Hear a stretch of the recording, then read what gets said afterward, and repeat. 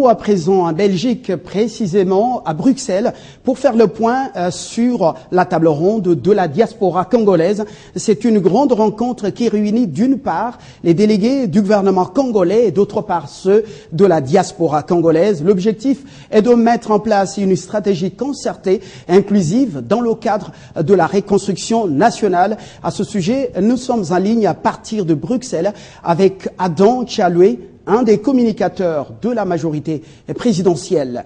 Pourquoi, Adam, une table ronde alors que les concertations nationales viennent de se tenir à Kinshasa?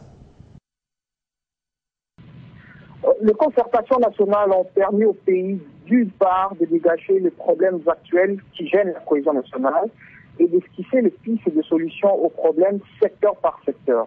Mais ce n'est que des recommandations.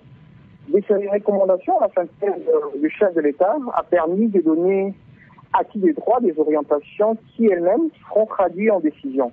Nous allons donc vers la mise en œuvre de nouvelles politiques dans tous les domaines.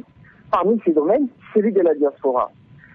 Cette table ronde entre le gouvernement et le Congolais de l'extérieur va enrichir par ces résolutions la réflexion du gouvernement dans la mise en place d'une politique des Congolais de l'étranger qui se dessine à la suite du discours hier du président de la République, le camarade Joseph Kabila Kabange.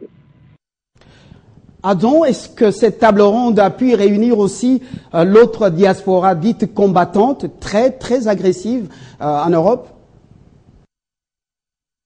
Oui, même ceux de la diaspora qualifiés combattants, parce que nous sommes tous combattants. D'ailleurs, hier, un des combattants, M. Papi Tcholenga, combattant de la section de Liège, a fait une communication sur des enjeux de phénomènes combattants, sa logique et sa raison d'être. Donc il a parlé librement et nous, à notre tour, nous avons essayé de démontrer aux combattants qu'il ne suffit pas d'être à l'étranger ou à Bruxelles pour revendiquer. Vous pouvez être au Congo, parler de ce qui ne marche pas. D'ailleurs, nous l'avons vu, nous le voyons, il y a des opposants qui critiquent le chef de l'État, qui critiquent les institutions en place.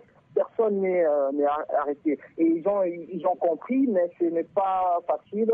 C'est un processus que nous allons enclencher. Et voilà.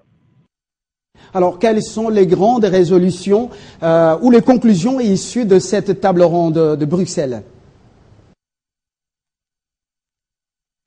Nous dégageons des pistes de solutions qui va aider le gouvernement dans sa nouvelle politique des Congolais de l'étranger. C'est-à-dire, il y a la question qui se pose de l'irrévocabilité de la nationalité congolaise, de la participation des Congolais des étrangers aux élections. Et donc, nous donnons au fait du contenu aux résolutions de concertation nationale. Donc, tout à l'heure, nous vous communiquerons toutes ces résolutions. Merci Adam.